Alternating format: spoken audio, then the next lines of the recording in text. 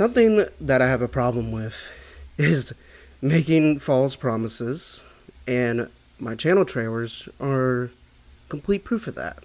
This can come from a lack of motivation, loss of interest, or just a personal life getting in the way. For me, it's kind of a combination of both, but that is something that I really want to change. I know that like all 6 of you are desperate for content, so I will finally deliver. After graduating from community college, I went to visit my family for a few weeks up in Chicago, which gave me the idea to make a vlog of some sorts, showing the places that I went around the Chicago area, which the vast majority being train related. So with that out of the way, here's my summer 2023 Chicago trip. On Sunday, I went to the largest railway museum in the entire country, the Illinois Railway Museum. The museum is a rail enthusiast's paradise, having a massive collection of rail equipment ranging from the 19th century to the modern day. This is my 3rd time coming up to the museum, and the one thing that always strikes me is how quiet it gets.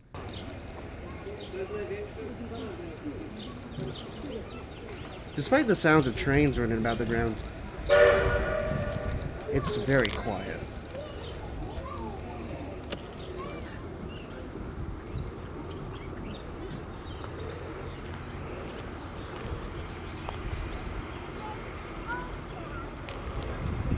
I went over to the depot to see Frisco 1630 arriving at the platform.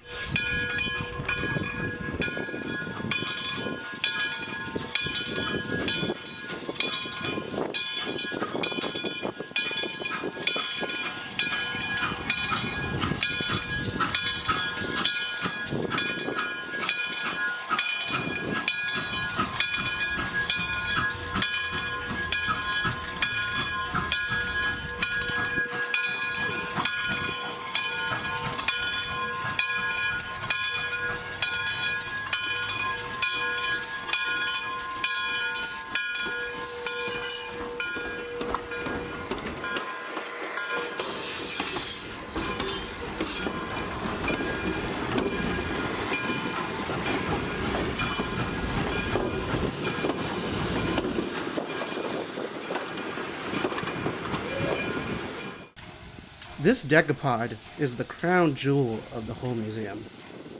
Built in 1918, 1630 was to be exported to the Soviet Union, but when a certain revolution took place, it was instead sold to the Frisco Railroad, where it ran both freight and passenger trains throughout its working life. In the late 1950s, it was sold again to the Eagle Pitcher Mining Company hauling aggregate trains until its retirement in the mid-60s. In 1967, 1630 was donated to the IRM, where it has been ever since. With only seeing a few steamers in person, like the Big Boy 844 and some of the Texas State Railroad steam trains, it was very cool to see 1630 in person. After taking some pictures, we got on the 1630, seeing some parts of the museum as we departed.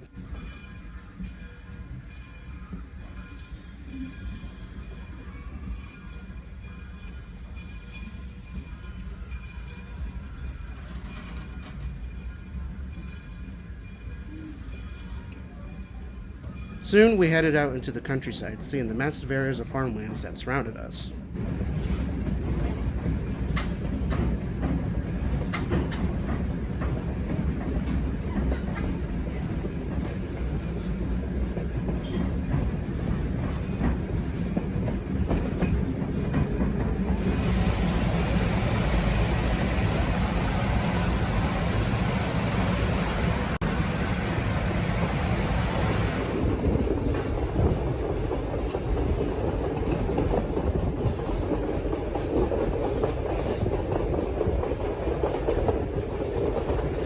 I then headed up to the front of the train, where there I got to see 1630 working hard.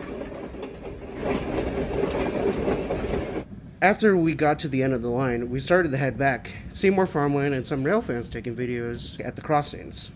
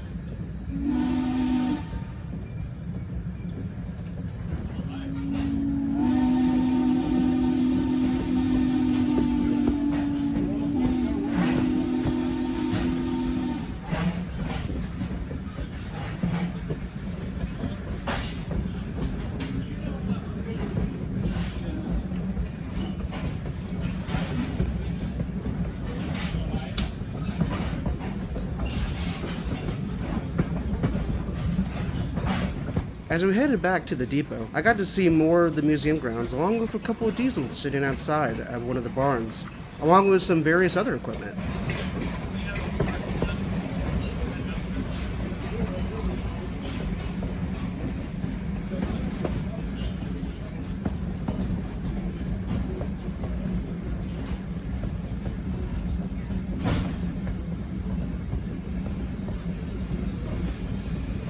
I also got to see Shay 5 with its 3 cabooses idling at the depot and one of the CTA trains passing through.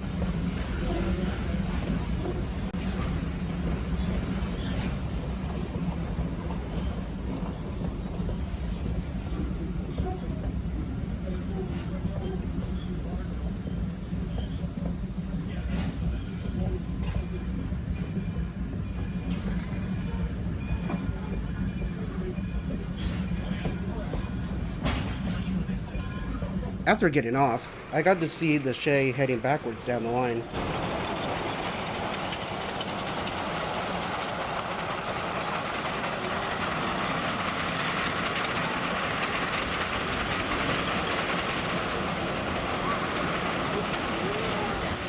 As the Shay was heading back towards the depot, I was surprised to see it switching off towards the yards coming to a stop, which allowed me to get some pictures.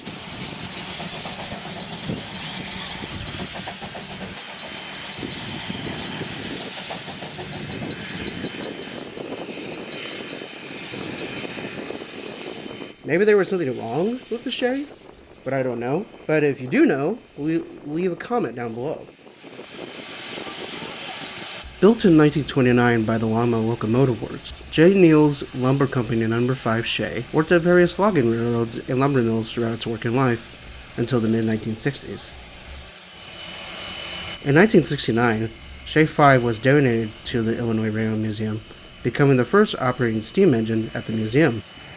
In 1999, Shay 5 was taken out of service, needing major restoration, which took over 2 decades. Finally, the restoration was completed, and she went to hauling tourist trains in 2018 and has been doing so ever since.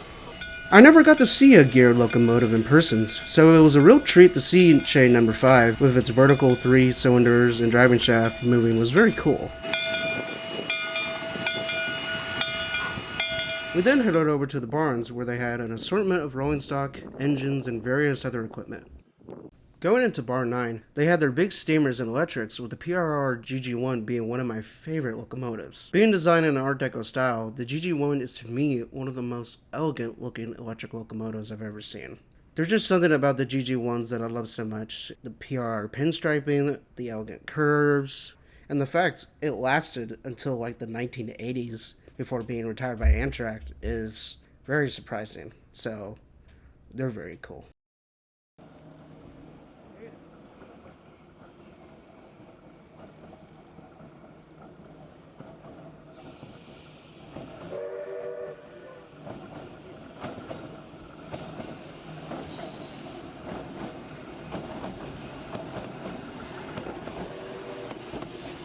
Heading out of Barn 9, we went over to the city street. This has been an ongoing project for the museum, so I want to see it fully completed in the coming years. Going into one of the buildings, they had a model train display ranging from O gauge to N scale.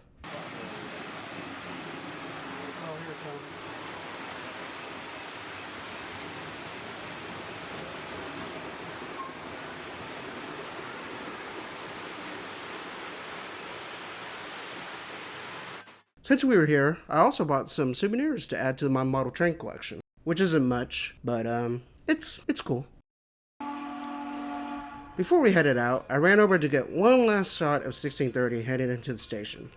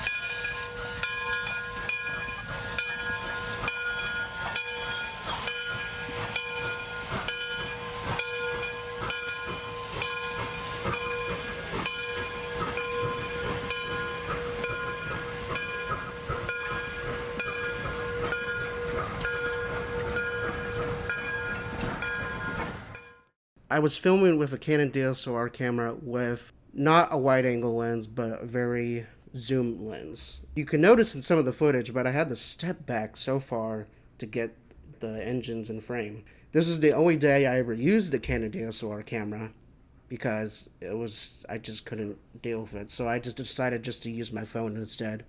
And the quality was a little bit better on that, so. But I will be using the Canon DSLR camera more in my videos when I railfan because I have a wide angle lens now. So, yeah, that's why the footage is a little bit shaky. Yeah. So, sorry about that.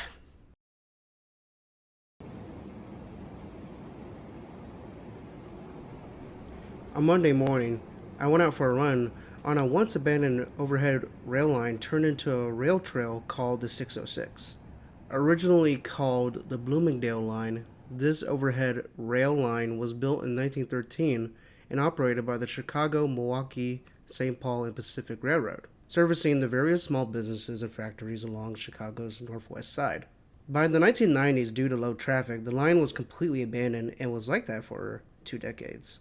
In 2013, the city decided to finally do something with it and turn it into a nice elevated greenway similar to the High Line in New York. I really do love it when a group of people come together and to put something that was abandoned and turning it into something new that future generations can enjoy. The 606 is a great trail for walks or runs along, with it having nice views around the area. At the end of the trail, you can see a few tracks leading towards the path which shows the connections between the main line. As I was there, I got to see a metro train heading into Chicago.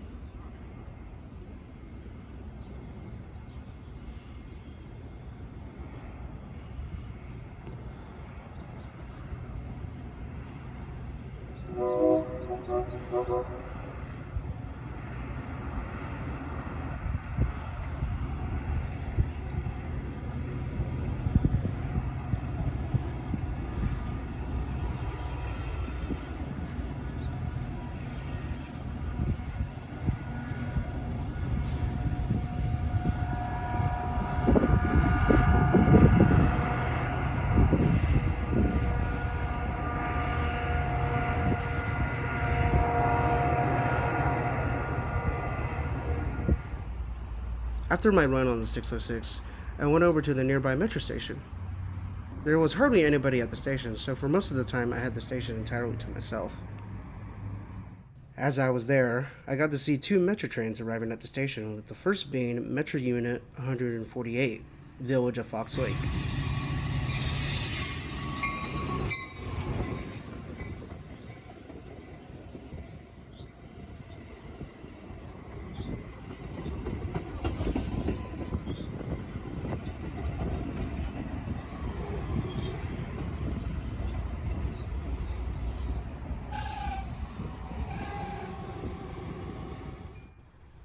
The next engine to arrive was Metro Unit 176, Village of Bartlett.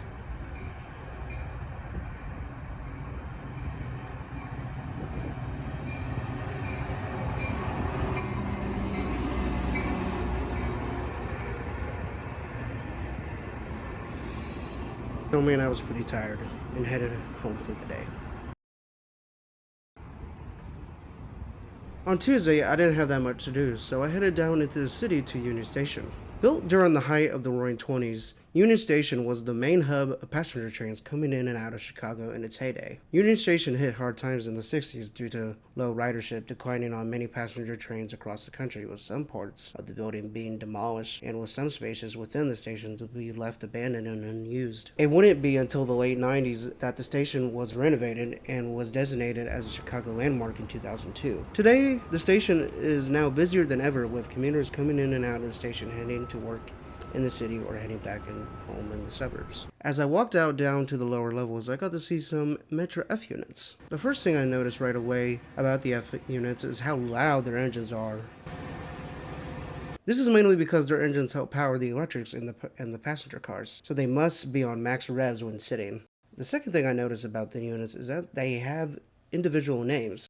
I know I listed the names of the last units shown, but I only realized they had names when I saw them up close, with the left unit being the Village of Robins and the right being Brainerd. The F40PH units are the face of Metra, and I'm quite surprised Amtrak never kept any working units for work trains or shunting engines because Metra has shown that they still have more fight in them. Going to the other side of the station, I saw some Amtrak Midwest trains. I honestly don't have that much to say about the Siemens Chargers. I don't think they look that good style-wise.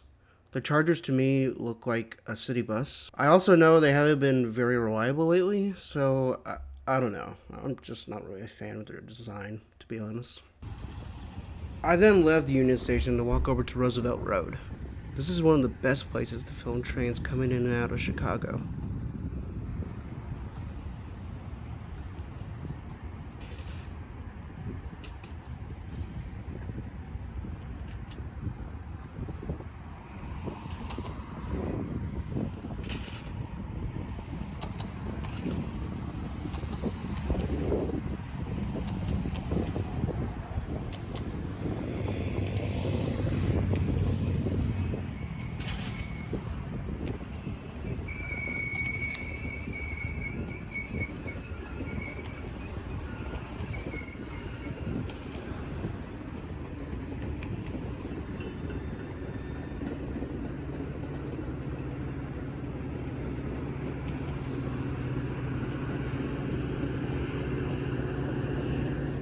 If you're a real fan, photographer, videographer, and you want to see some train action, this is the place to be.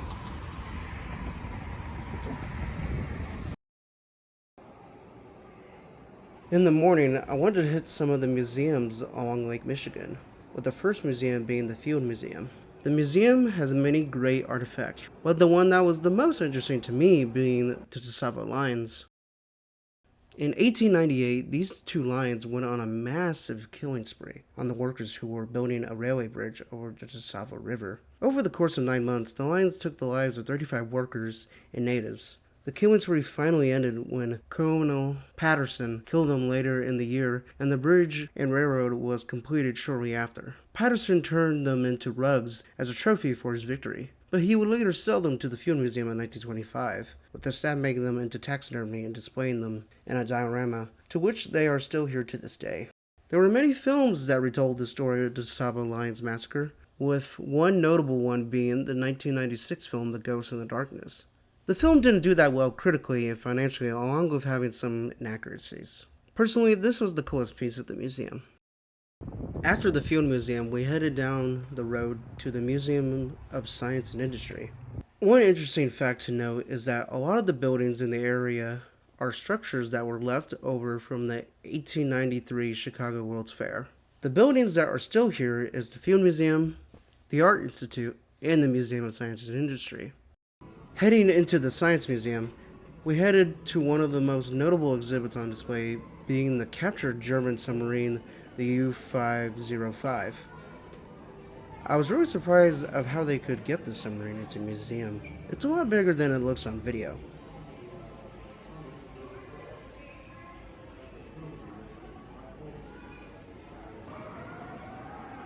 We then headed over to the Transportation Gallery, where they had the best exhibits on displays. Shocking to me, a replica of Stevens' rocket. I only thought there was one replica of Stevens' rocket, but here is another one, and in the US no less, so that's cool. There was also another locomotive on display, that being engine numbered 999. On May 10th, 1893, 999 became the first land vehicle to go over 100 miles per hour, reaching 112. But that's a fact still disputed to this day. But nonetheless, it's very cool to see 99. But the train set doesn't stop there, with the Great Train Story Model Railroad display being the largest in the whole gallery. Originally a lot smaller when it was first put on display in 1941. It was expanded in later decades, with today having the ability to run more than 30 trains. This has been so far the largest model railroad display I've seen, being beautifully detailed with the Rocky Mountains, small towns, and the two big cities, Seattle and Chicago, on each side of the exhibit. So very cool.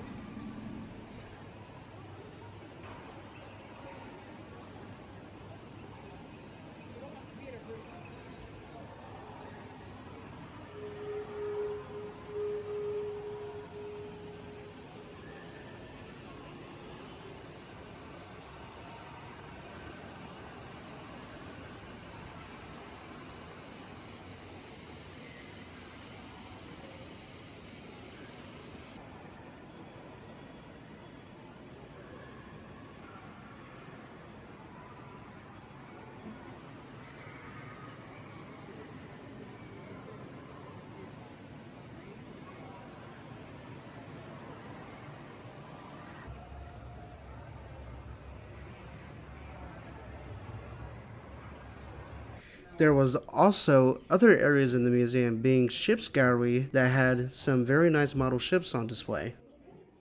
An area where they had some nice old cars,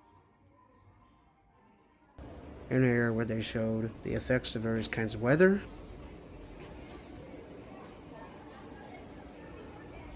and the last thing we saw before we headed out was the Burlington Roots Pioneer Zephyr. Built for the Chicago, Burlington, and Quincy Railroad in 1934, the Pioneer Zephyr went on a non-stop speed run from Denver to Chicago, which took about 13 hours. The Zephyrs have such a beautiful, sleek, and Art Deco style, and it was a great way to cap off the trip for the day. On Friday morning, we headed to this car museum called Clearmount Collections. The museum has some very cool cars on display, ranging from muscle cars, sports cars, race cars, and just a whole bunch of cool stuff.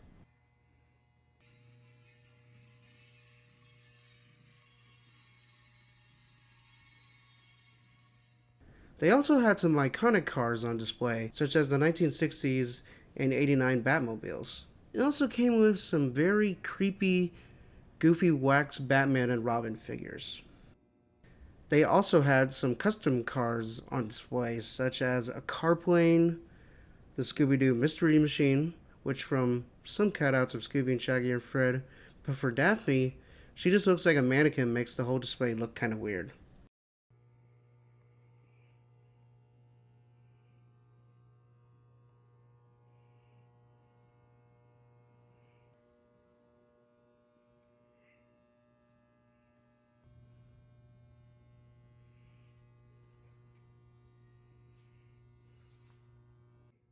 On the second floor, they had some small European cars.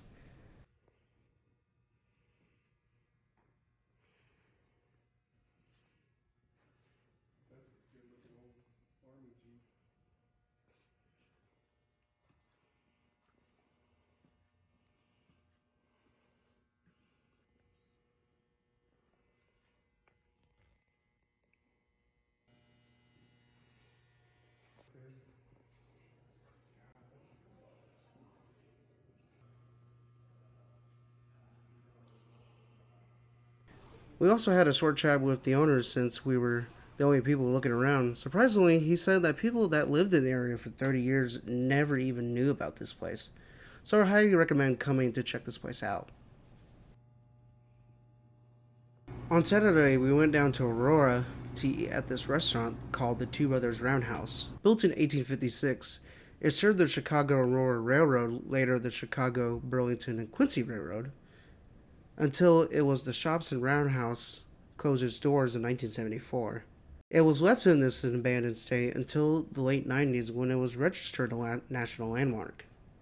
In 2011, the Two Brothers Brewing Company got the building and turned it into a restaurant. The complex is very nice, with a nice seating area outside, along with having some nice historical information and photos inside the restaurant. The restaurant is also connected to the Aurora Metro train station, to which I got to see some Metro engines outside. I really love that how you can take a commuter train from downtown Chicago to Aurora and grab a bite to eat and then go back.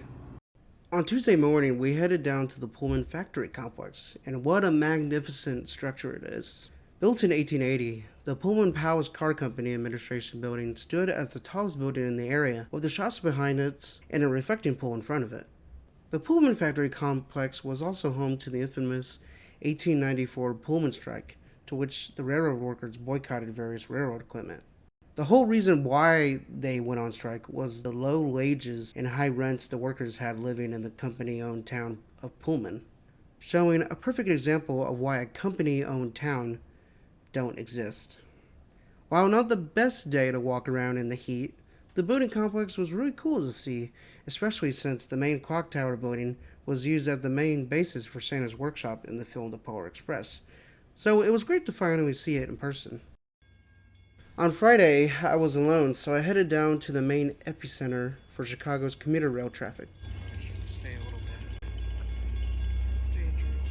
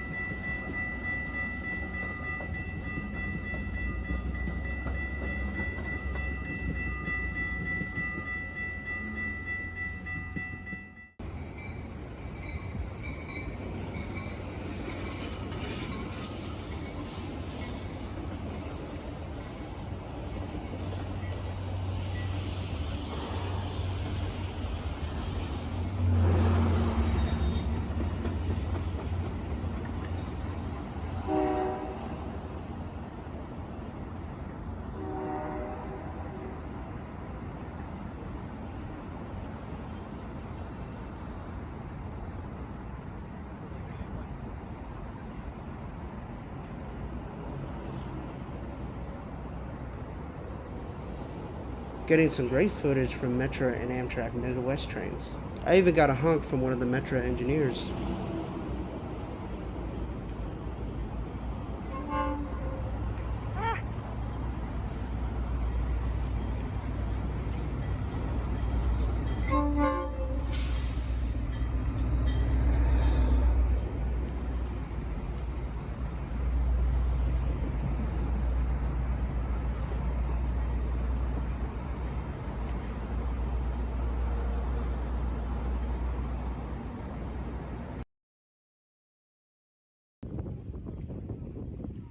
On Saturday, I went down by the lake to walk around the area. Compared to yesterday, it wasn't so hot, which made it a lot nicer day to go walk.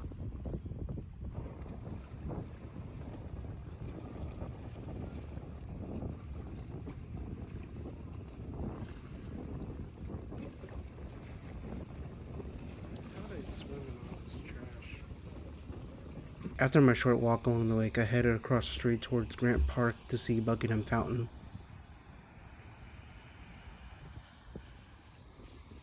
I don't have that much to say about the fountain, so yeah.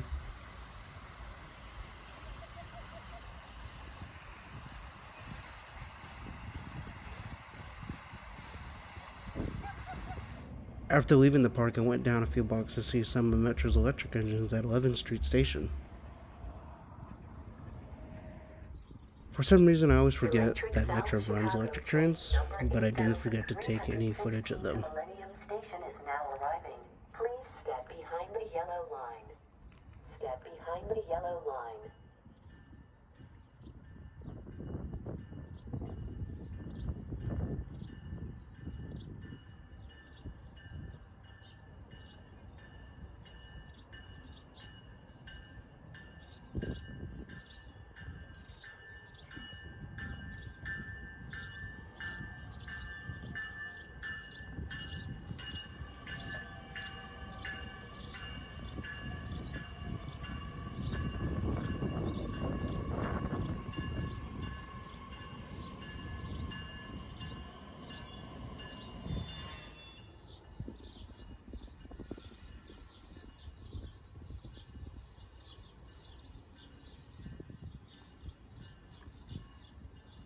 Attention passengers, inbound and outbound trains may be up to 15 minutes delayed due to track construction.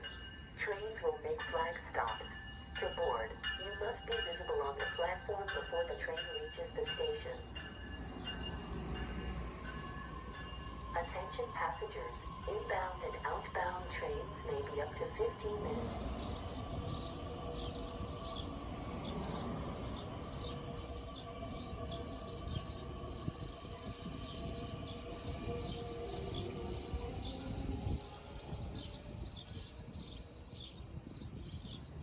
Just as I was leaving the station, I got to see some ex-North Shore Line electrics. Surprised to see them out in Chicago, thought they were only up on the Northeast Corridor.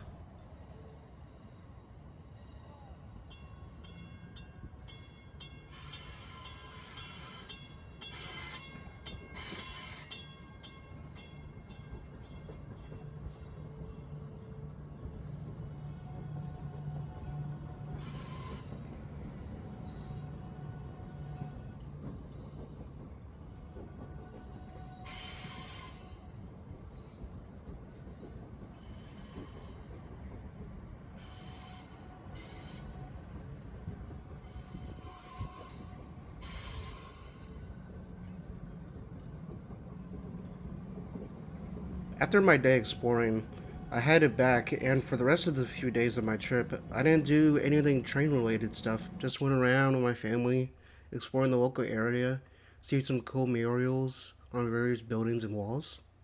June 5th was the end of my trip, so I flew back to Texas. Chicago is a very fun and interesting place to visit for your regular tours and to your average rail fan. Before my college semester starts, I'm going back up to Chicago to visit my family and will, of course, do some more rail fanning to which I'll upload. I'll also be going back up to the Illinois Rail Museum to see the 32nd Annual Vintage Transportation Extravaganza. But that's it for me. Bye-bye.